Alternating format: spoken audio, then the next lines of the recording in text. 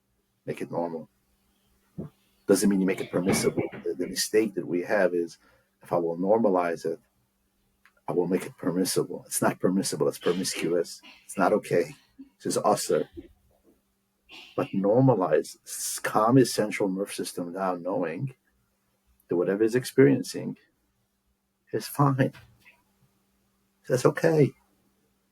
Now we can talk about it. Now we can go deeper. Now we can find out, is he involved in a relationship with someone, or is he involved in a relationship that is tormenting him? What is his drive? What is his interest?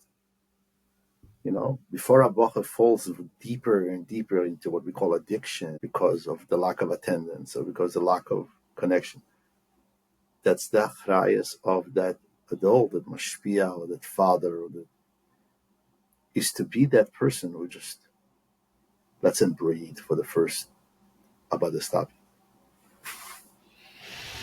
So first step is meaning validating, but from a level that it's validated in here, and therefore I can validate it for you, is that welcome to adulthood. This is you're on the road from childhood to adulthood, and this is part of like discovering yourself. Now, obviously, that doesn't mean that the outcome is the way to deal and experience with life, but it's so normal to explore that way on the way to finding out on how to actually interact with it. So that's step number one. And That's, so by the way, when that yeah, is the ma'apecha. That is the ma'apecha that happens we speak to people, you interview people who went through these stages, and those who don't have what we call, they don't have problems. They will identify themselves as, I don't have issues around it. And I'm always curious. I speak sometimes to a bacher who said, I was a bacher. I've never even looked on that area. I never spent time with it. Completely innocent in their connection to their sexuality, to their. And I'm always curious, like, how was that? He said, my father sat down with me and told me 2-3 lines about this topic, and he mentioned something about that if I have any questions, I should talk to him. And it was just, I was busy in yeshiva with Seder, with dealing with yeshiva problems. And, every once in a while I had an external emission or stuff happened but it was never like, it never preoccupied me. You could see right away the person had a healthy attachment, healthy connection. Someone made it normal for him. And the funny thing is, when did the problem start? When it came to the Chassan teacher. The Chassan teacher was way too brief on the subject.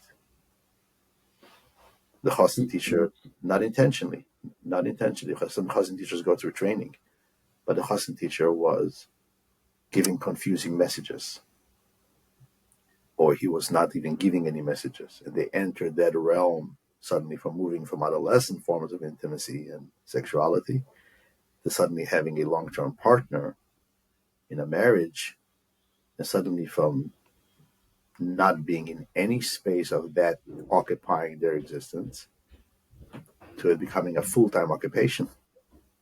And suddenly then they discovered pornography, and then they discovered masturbation, and then they discovered all the issues around it. And it's so interesting, like what happened in the last 8 years. It was normal. What happened later is the adolescent of marriage, the tkufa, beginning tkufa of moving, like you move from childhood to adult, now you're moving from single life to married life. That chassan teacher has to be so aware of his position. And I don't know, I never participated in training for chassan teachers, but that creating awareness to chassan teachers is kedusha rishayna kisha l'shaita, kedusha shniya kisha l'shaita v'la'asid lavi. We just learned it in Rambam a couple of weeks ago. I thought about that. There's kedusha rishayna that happens when you become a bacher. By own teres, but you could. But then there's kedusha shniya, and that's l'shaita v'la'asid lavi, the entire future of this man. As someone who is experimenting and being in the playground in the first few months after his chassan, and then becoming fully cemented a relationship with his wife, and this is the only partner he's going to be with. What happened to the chassan teacher? A week and a half, 2 weeks, a month, 3 months after the chassan? Where are you gone? What happened?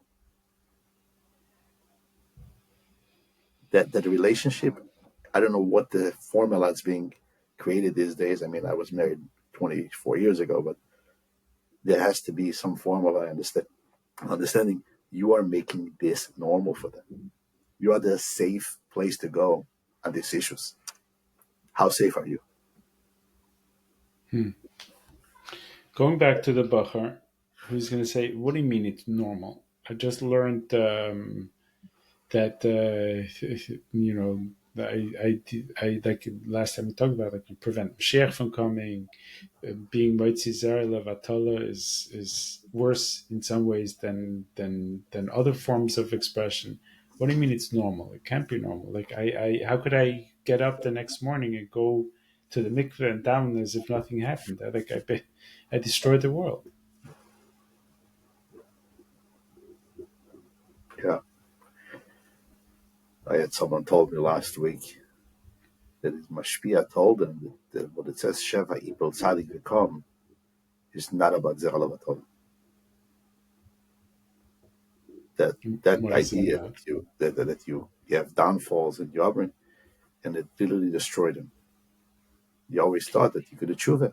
You could get better. You could Kishma Shalamita, the Alter Rebbe's Tanya, the Kavon, the Begin Shalamita.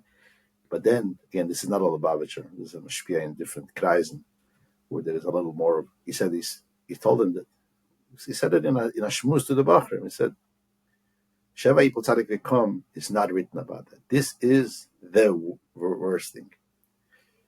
The radical language around this has a specific place, and it's to be administrated in a specific time, in a specific context. The tzava is when that's the only language the person hears.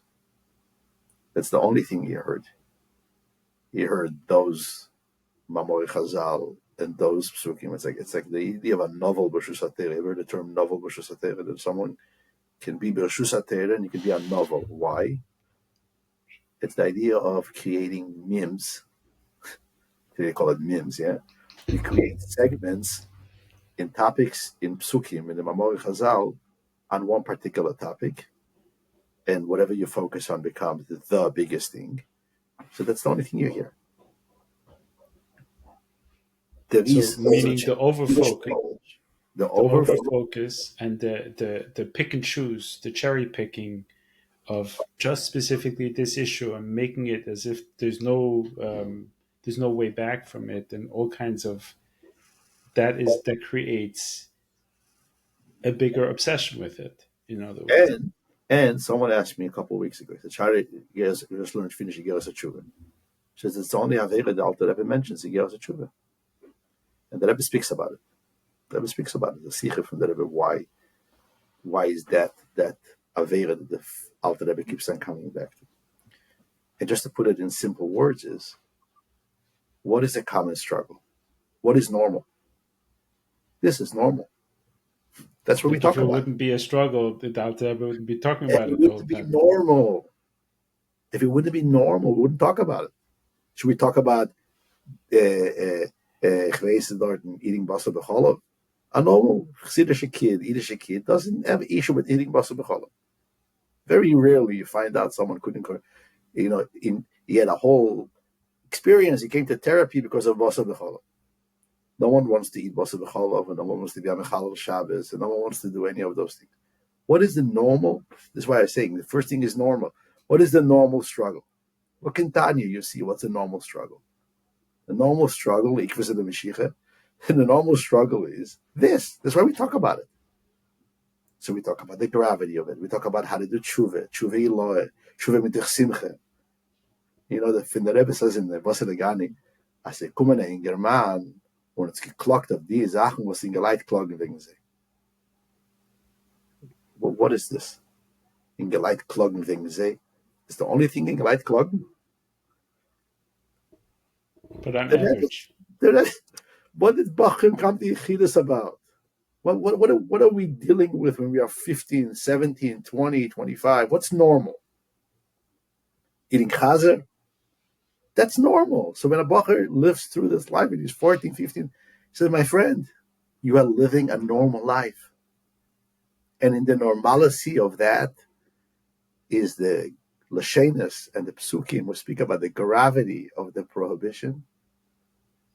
And in this, there is the rich language of Yasiach Daitoi, and focus on creativity and focus on the good that you have and focus on the learning that you have. But this is the normal issue. There's a joke that they say, the guy comes in and he says to the rabbi, I saw your son, terrible. He was dancing with non-Jewish women and he was eating pig, yainesech. Crazy. Your son is crazy. He says, crazy? If you would tell me that he dances with yainesech and with pigs, that is crazy. He's eating yain. Story with the Kotzker. It's not a joke. But They say it in the name of the Kotzker. that's the essence of that. The essence of that is because it's normal, because this is the challenge. You see what everyone deals with, more or less, high and low. Obviously, we focus on Asay Toiv. This is the Rebbe's language. This is Chassidus. Focus on the good. Focus on Asay Toiv. You'll see the Nat Erdeichar B'choishech, but don't make it not normal. Don't make me sick. Don't make me feel like a sicko because I want to watch this type of stuff and because I want to touch the parts of my. Don't make it not normal for me. Don't alienate me. Don't write me off. Okay, you convinced me. I'm a bacher. But it's hard. Like every time I get up and say, okay, that's it. Today I'm really going to work on not going there, not looking, or whatever my struggle is. But comes the evening, I find myself right back at it. How do I go about it? What do I do? There's a word by Chassidim, a vila medarech pishon, umavenisei misano. A vila means fools. The fools, what are they fasting about? They're fasting about the Aveda. Medarech pishon. There was a path that led to this. So don't sit there and cry about what was the outcome, the end game. There is a path that leads you to that space. What's the path? And this is where it's important for us as adults, sitting with our kids and finding out how did he get to this? There's a certain avir that creates that type of susceptibility. Sometimes that's the basic stuff like creating a filter, or sometimes it's basic stuff like discussing and creating awareness around, what's needed, the stuff that he needs. Sometimes it's just a general avir of where the child finds himself at that time. He's already feeling yucky about himself. He's already not happy with himself. It became his medicine where he goes to in order to fill up his metzias, in order to fill up himself. Again, this is the beginning of where addiction starts germinating. If we investigate the path, if we investigate the avir, the makif, we will get a relief on the end part where they keep on falling into that place. There is connections, there is attachment, there is availability, there is susceptibility, there is things that happens in the atmosphere of that kid that became his place to go. It's a derech. It's the path that led to that. And when we find out what is missing, he's missing a havruse, he's missing a avir, he's missing to feel good about himself. When we take care on the makif, on the avir, slowly. It might not happen overnight. That's one of those chidushim that people come to therapy or they come to. I went to first, and nothing changed. But this is really what I believe is called Aveda Pnimis.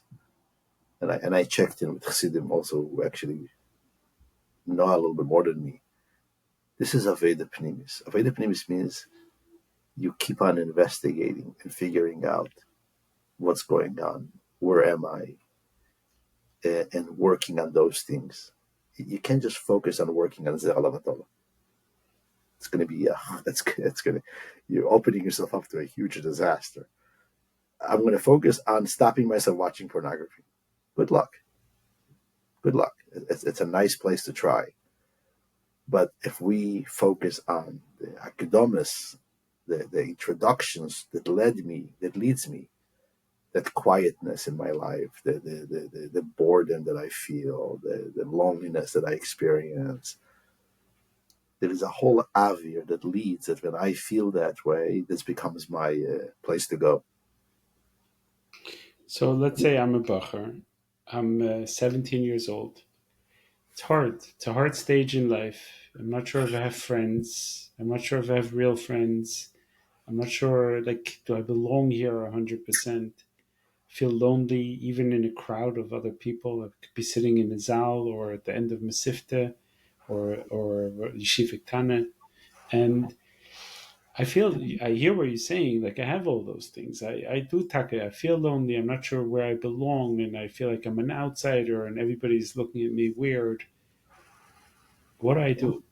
How do I begin doing this? What you call aveda pnimis, and bring this kind of like this full life to me, so I don't need to end up here. What does that even mean to me?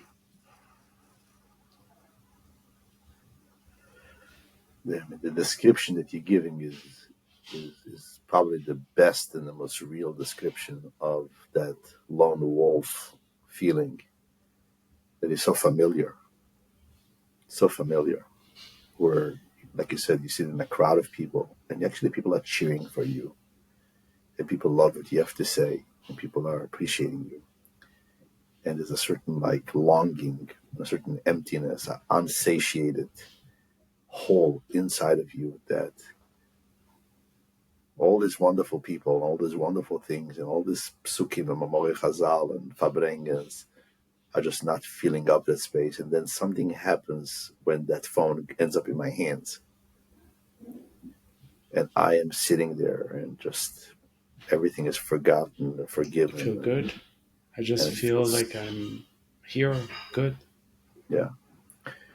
Look, for this, when we reach that place, and I wish there would be path of healing available for Bochurim, that there are. I mean, but I wish that Bocher, talking about that particular Bocher, someone who could walk over to him and whisper in his ear, someone who would notice, someone sensitive enough to notice the frustration in his eyes, or maybe that mashpia overhears what you just described. The Bocher actually confesses this to him, and he's being led to meet someone, a professional, who is deeply compassionate, who will lead him to a path of what we call self-compassion, self-love, inner child work, where he's going to be able to get in touch with himself, particularly in that space where there is that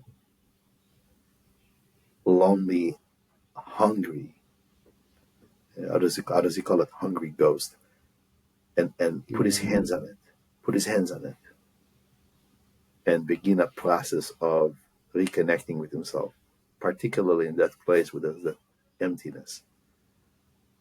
And mashpim today, everybody knows today about therapists and healers who are available, and they send Bachrim to them. And people see a Yeshua. This is the news. It used to be, you're not alone.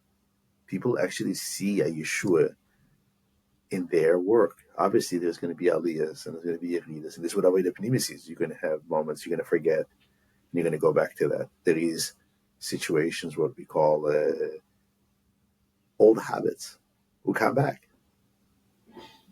They once asked someone who worked on this topic, on sex addiction, for many, many years, and he wrote a lot of books on it. And they asked him when he was 80 years old. They asked him, "So how is it working for you now?" Even he was single. He said he was using. He said, every once in a while she comes for tea. We give her a glass of tea and we say goodbye to each other. Yeah, this is not somewhat Jewish, but he was describing about how this is what the Aveda is.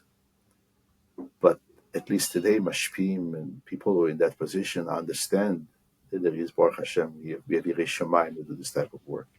We have people who this inyanim in Torah are precious to them, and even people who are not Jewish. There's processes that can help a young teenager or a young bacher to heal that wound. Sometimes there's a wound. The And description you gave so me. what about the bacha that's not the really always lonely, but also is experiencing like it's in part of that stage really of becoming like that individuated self. Who am I in this big world? Okay, I know what my parents and their world is, but am I their world? Am I different?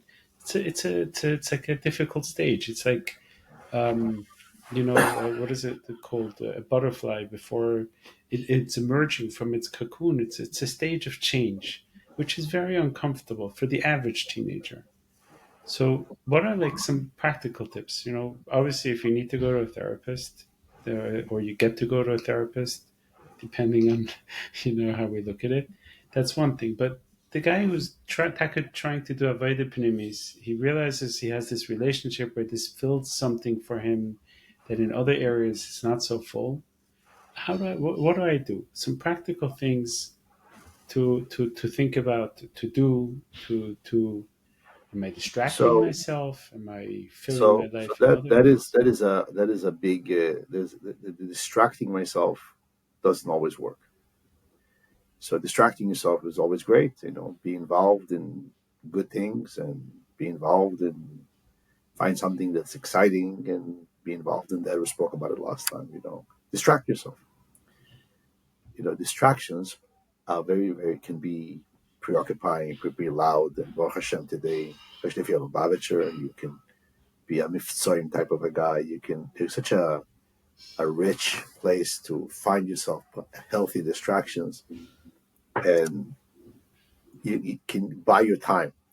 It buys you time. It buys you time. Another day will pass, another month will pass, another year will pass, and especially if you have a filter and a good friend and this, and it's going to buy you time.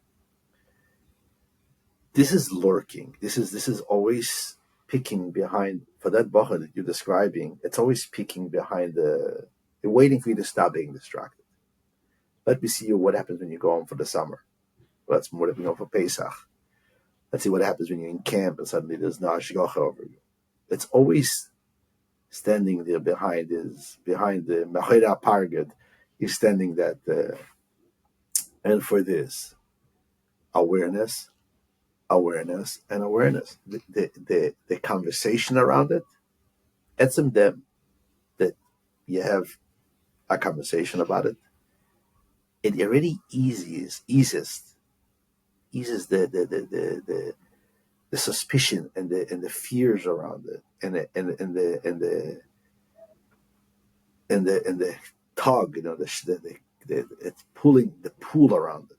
I'd not more than one, and because it's more than one, it already for me it's enough.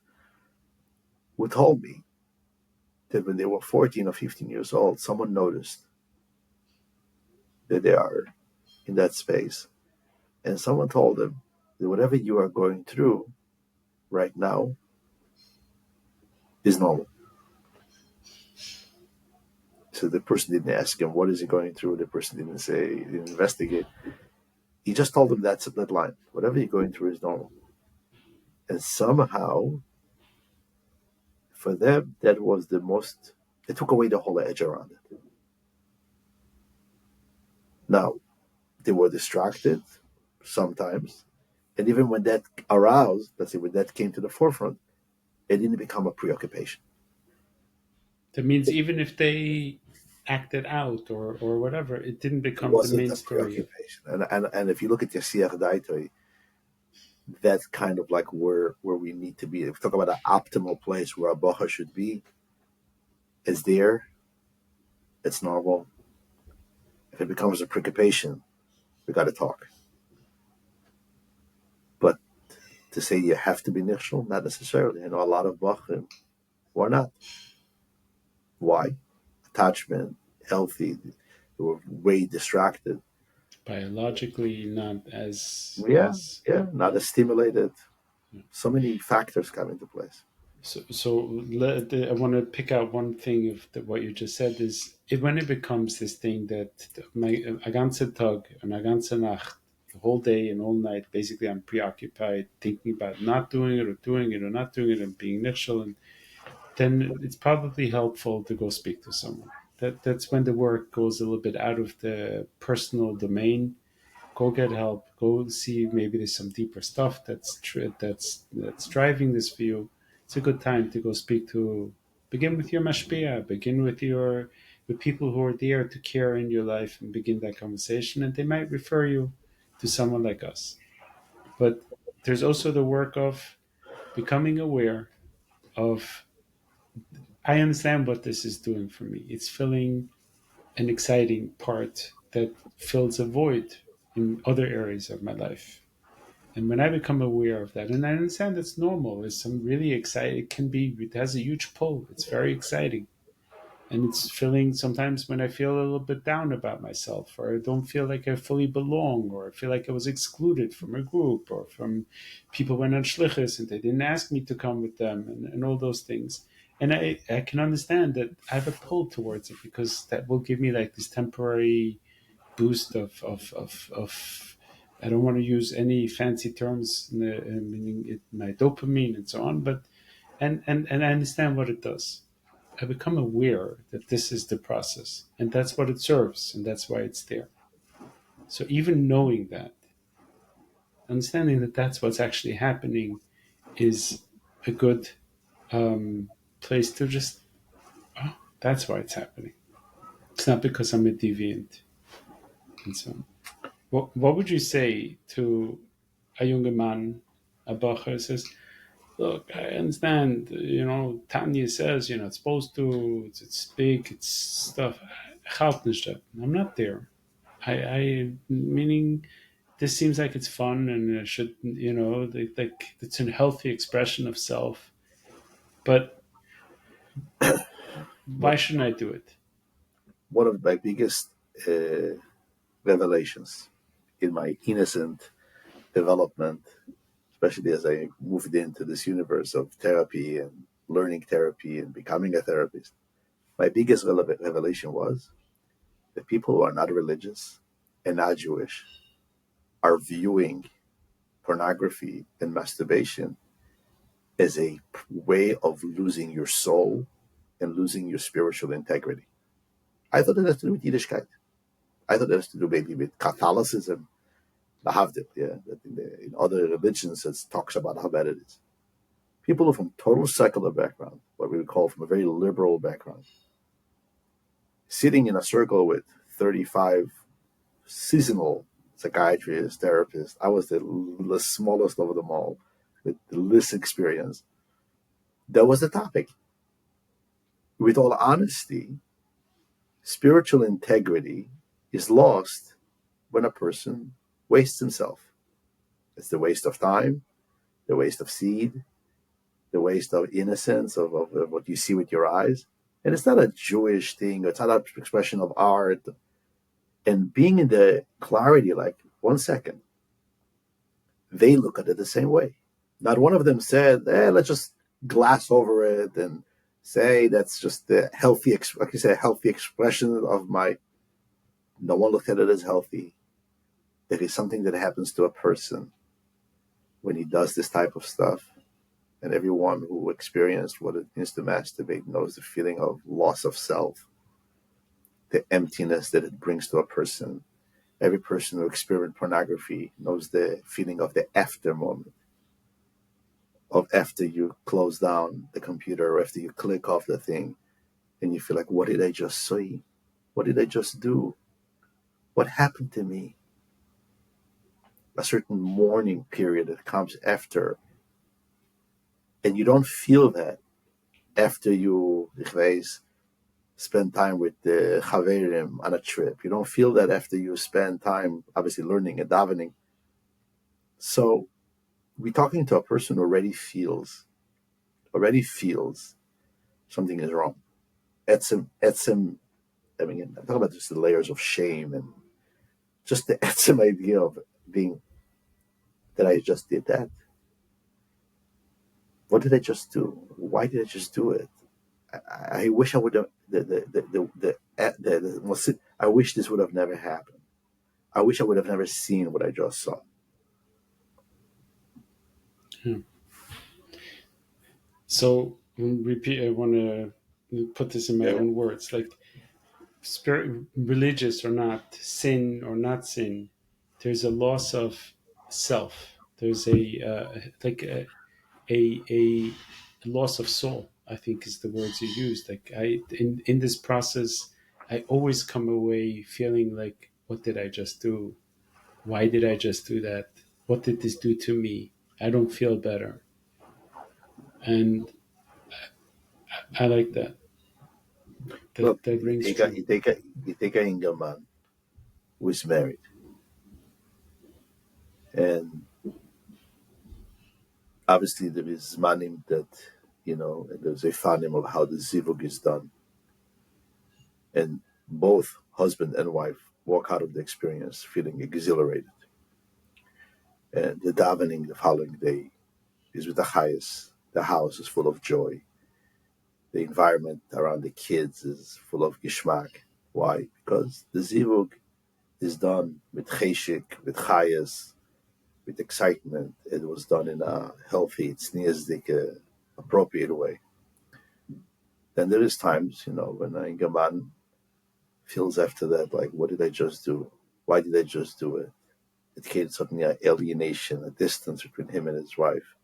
The oven in the house becomes just a little choshechdik, like a little dark, like we shouldn't have done that. We shouldn't have behaved that way.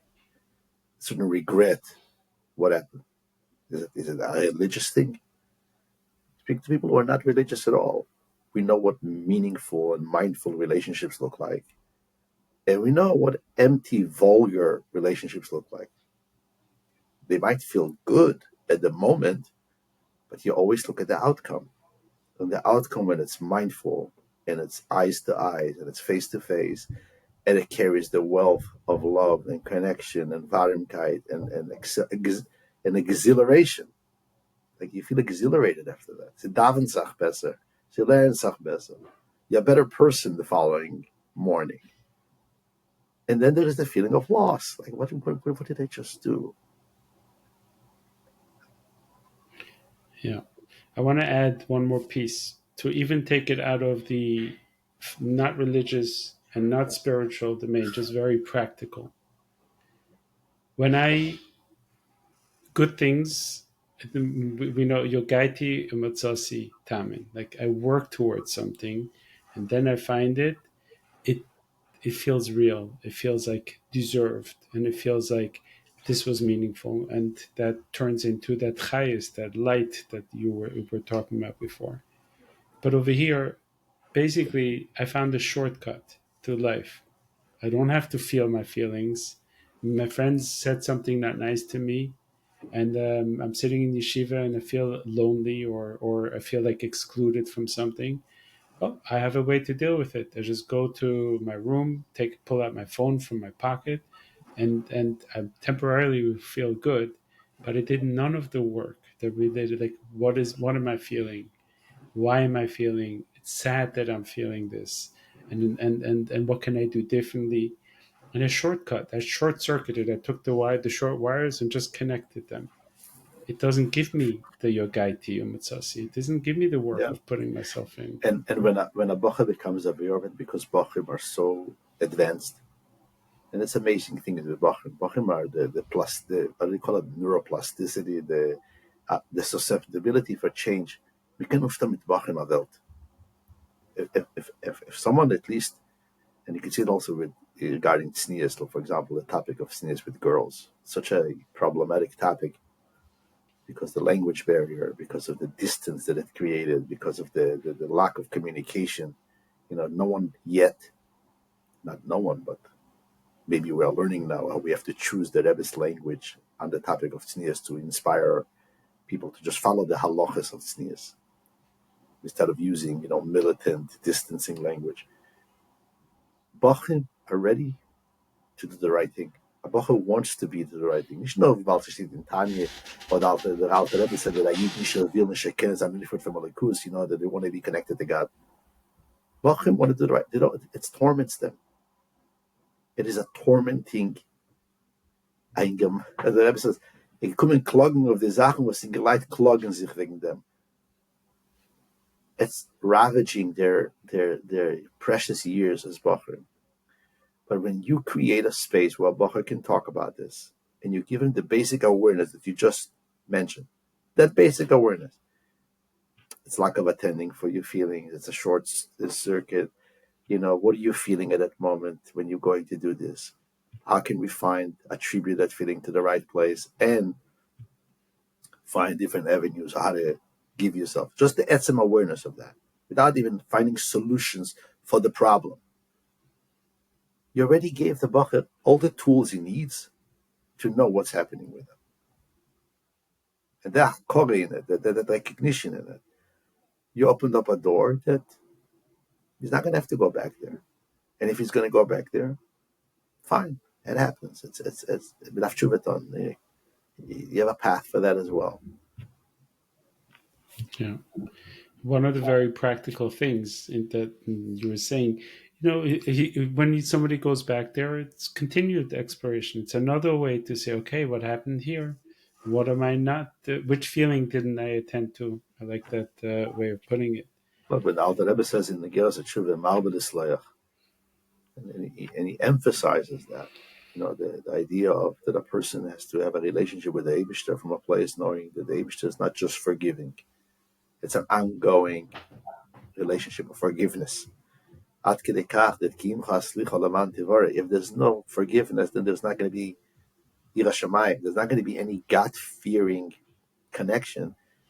I don't want anything to do with you if you don't forgive. Why? Because there is this clear understanding from the creator of you, Bachur, is that this is ongoing.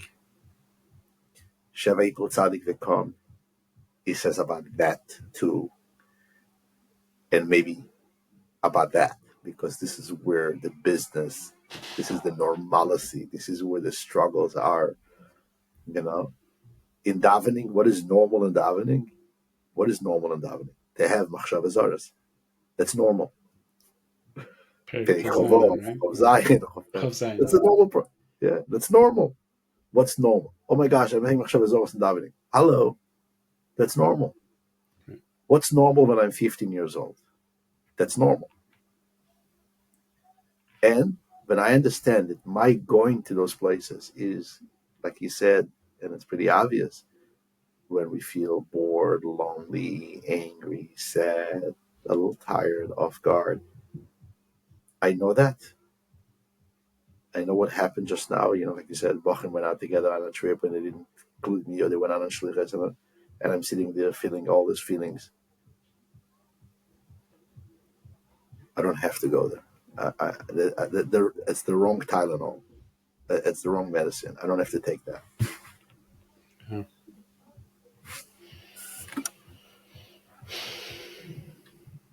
And I want to maybe, and when I don't tend to it, I'm a Bachur and I'm not tending to it. I'm like, yeah, no, I'm using the wrong Tylenol. I don't even care.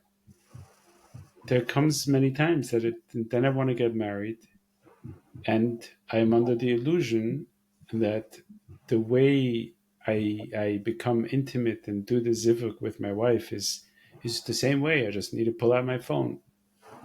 But there's a whole other set of emotions, another human being, feelings, moods, being desirous or not desirous, and it becomes really, really difficult to be able to bring it because I have no more ability to work towards something, to do the yogaiti part.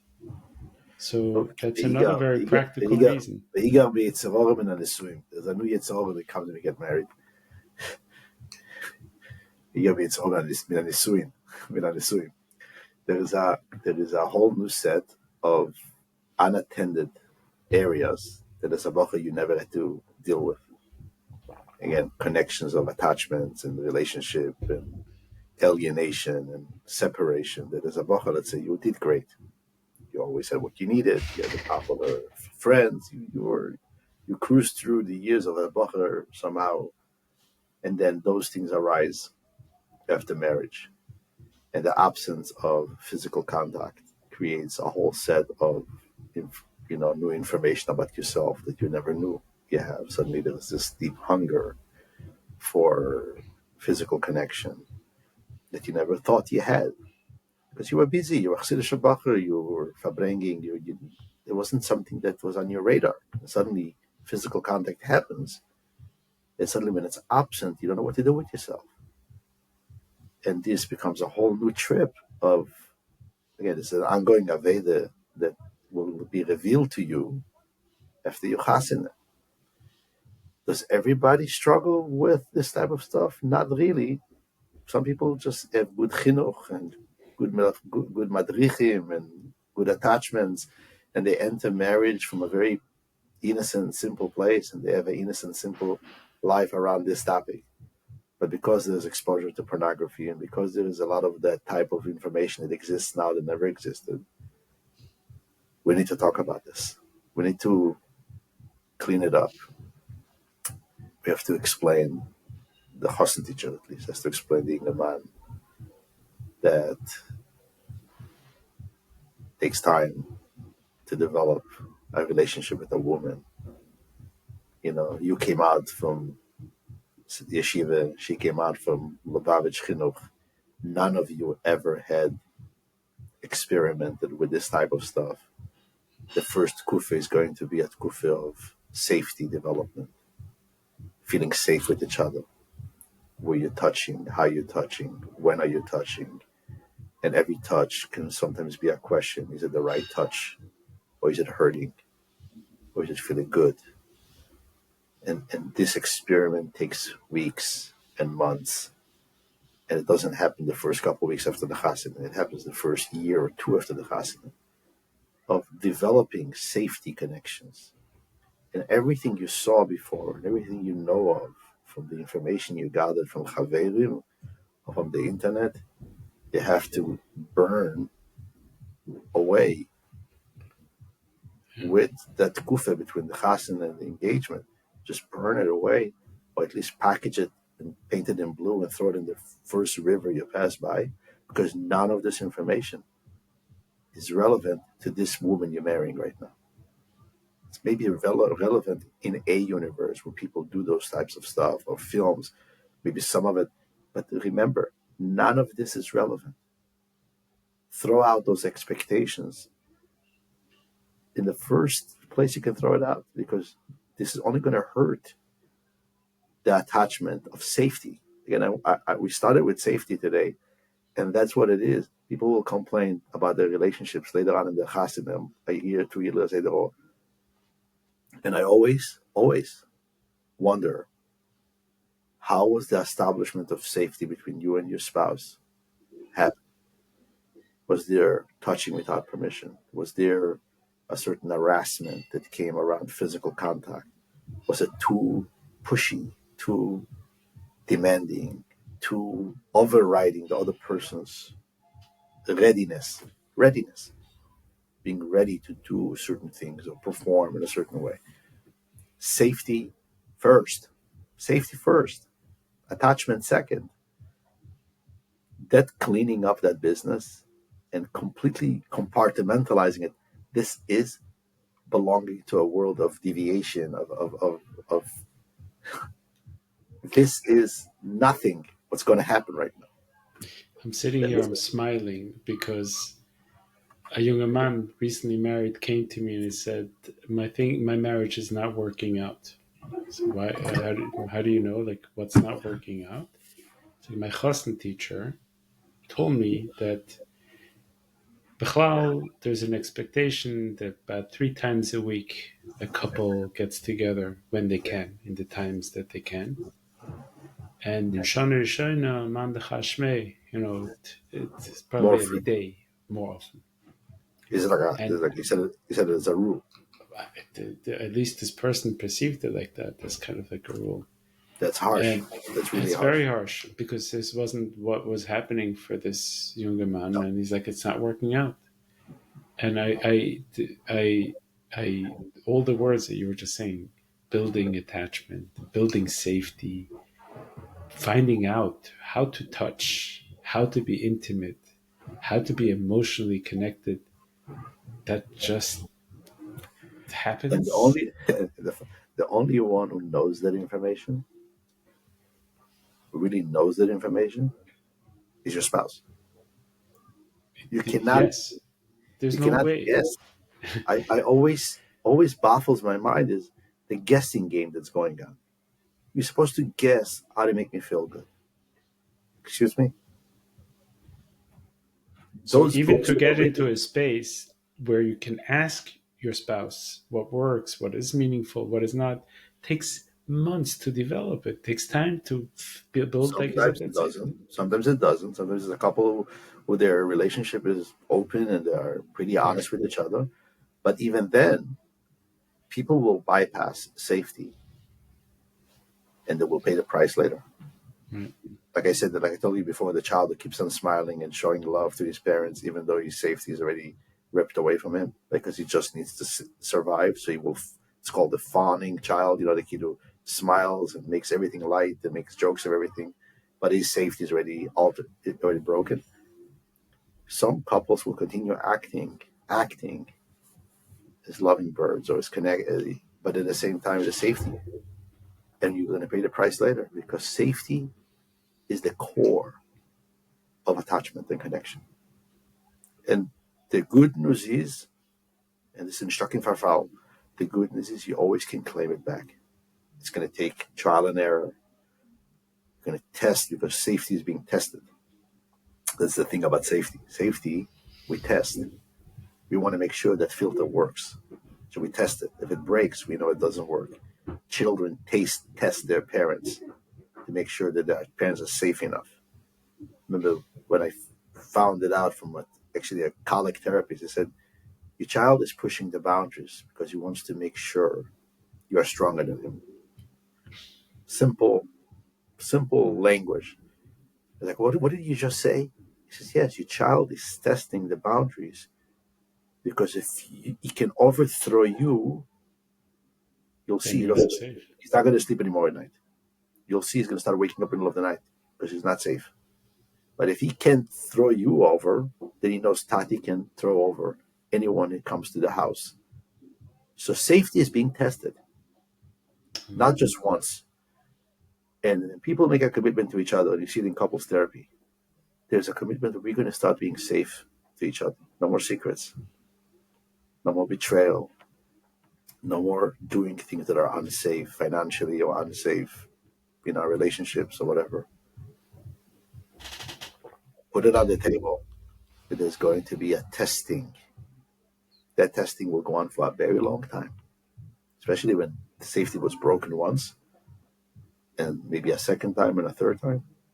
Your spouse, both of you are going to test each other's safety to make sure, are we Is it having each real other? now? Is it real? It's not love. Couples love each other regardless sometimes. But I will not attach. I will not connect with you. I won't rely on you. Exactly. I And won't then, be with you. I won't give myself to you fully because if I'm not safe. yeah, Okay. Um, a last message. I think I will stick to the same message we spoke last time. We have achrayas, all of us. Fathers, husbands, shluchim, mashpim. We need to talk about this. And we need to talk about it with the cleanest and purest language that we can.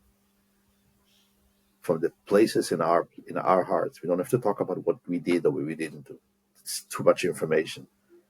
Don't have to share and overshare your experiences. but we have to let our surroundings know, our kids know. And I have now, let's say, a group of counselors who is here for the last 5 weeks in this camp.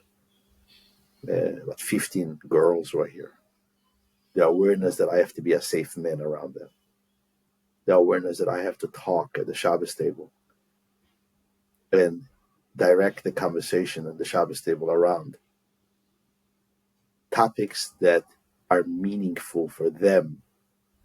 I could say a nice word, and that would be wonderful. But steering the conversation around the Shabbos table around those things that matters to them, the relationship they have with their teachers, the relationship they have with their parents. And again, with all the awarenesses of tznias and purity and modesty, but at the same time, like I feel responsible around all of them as a mechanech, as a father, to speak this way. We, parents, mashpim, influence people.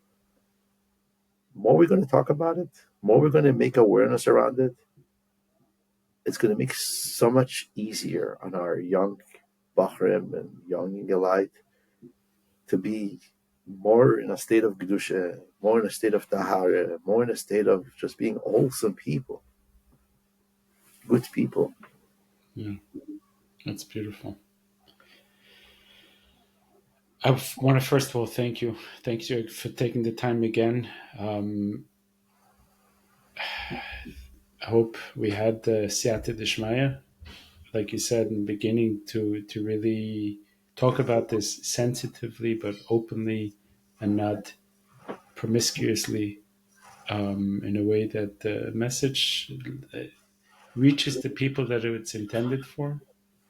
And everyone from Shura Delay according to where they need and what they need to hear out of this podcast. So thank you. Yeah, yeah. There's another piece that I wanted to talk to you about. I'm wondering we're probably going to do at another time. I still want to talk to Yeah, you I mean about what that's it's actually mean. connects very much that piece about the meditation Yeah, and relaxation. When you asked me the question about what can you do at that moment, that bacher or that situation where you find yourself, there is medicine that's available at that very moment. That really helps to settle some of that anxiety and the tension around, the what we call the trigger comes up. And this is where that conversation about meditation will come in. And I think the tools that we're going to share, probably that conversation will be very, very helpful. right. I want to. That's a whole conversation itself. I love that you call it medicine. I love that, and I That think is that medicine. it is. And I want to, hopefully in that conversation, talk about what does it mean, Jewish meditation, kosher meditation, not kosher meditation. Isn't meditation by definition something not Jewish? V'chulu, v'chulu, and all the stuff that comes up in this Yeah, conversation. that's a topic that I spent a great deal of time. I I know. feel I can talk about it from a lot more of an educated place. But I want to drop for now into this podcast that we can, that you did put out some kosher meditations, Yes, that they are and it's available being on both on YouTube and on Spotify. And the way one can look them up, it's Cascades Healing Center is the channel. I think it's like 17 or 18 short meditations that yeah. I are mean, sourced. there's a big interest in that, so I'm going to be creating more different topics also. But this is, by the way, this is something that, and we'll talk about it going length. This is something that the Rebbe spoke in public about and turned it into a very, very big avenue. He was hoping the therapists will get involved in it, and we will discuss more in length. Yeah. And I want to just add this last piece to it. That's the same way that there is a need to normalize the conversation around sexuality that we talked about before. I think that there's an equal that the medicine also has to be normalized. That we take this That's what meditation idea outside of take it away from Avodah Zarah and whatever people hang on to it, and make it The word that available Rabbi to uses for that. The Rebbe says that we need people to talk about it in a way that because the awareness is people are going to mock it and eye roll on it and make fun of it and say, like what you just mentioned, Avodah Zarah. The Rebbe says, in the Tzichet, Tafshin Lamed Tes, in Gimel Tammuz, the Rebbe says, the Rebbe demands there should be Valyevish Pnei Amaligim. To be gutsy about it and talk about it in open. And what I want, like my goal for it is, God willing, that we get to a place where people say, "Oh, when I say Moda'ani in the morning, it doesn't." But oh, you mean I should actually think and close my eyes and breathe about that one? That's not a Jewish thing. So there's going to be an important piece here that we're going to have to address in the different Trachten Chassidus. That's one thing, and the meditations that we use as medicine. We can nicht mischen le'arbev u'levalvel simchas hanefesh b'yitzaven aguf. There is the yitzaven aguf. There is the meditation that I talk as medicine. It's extremely neutral. There's no spiritual content to it. It's medicine. It's dealing with the body, with the nerve system, with the breathing, with the slowing down. And then there is Trachten Chassidus. And for this, we're going to have to borrow from the Adroche from Mashpim. What does it mean to think Chassidus? Obviously, there is a lot of technicalities that you can take from meditation to help you Trachten Chassidus. But Trachten Chassidus is not. It's not meditation. It's not medicine meditation. Exactly. Hemshech Yavov. Hemshech Yavov. Thank you so much. Have a beautiful Shabbos. Delightful. I don't know where this conversation will go to, but like I said, B'siyata Deshmaya, Iyul Ratzidim Refinu, Ve'egin Libenu, Lefnei those who are listening. And the Ratzon She'ifal Biyu Be'Hashemim, this is ongoing work for me, and I'm totally committed to do this. Besonders 20. Amen. And you're doing the work. Yeah. Shkoyach. Good Shabbos. Shabbos.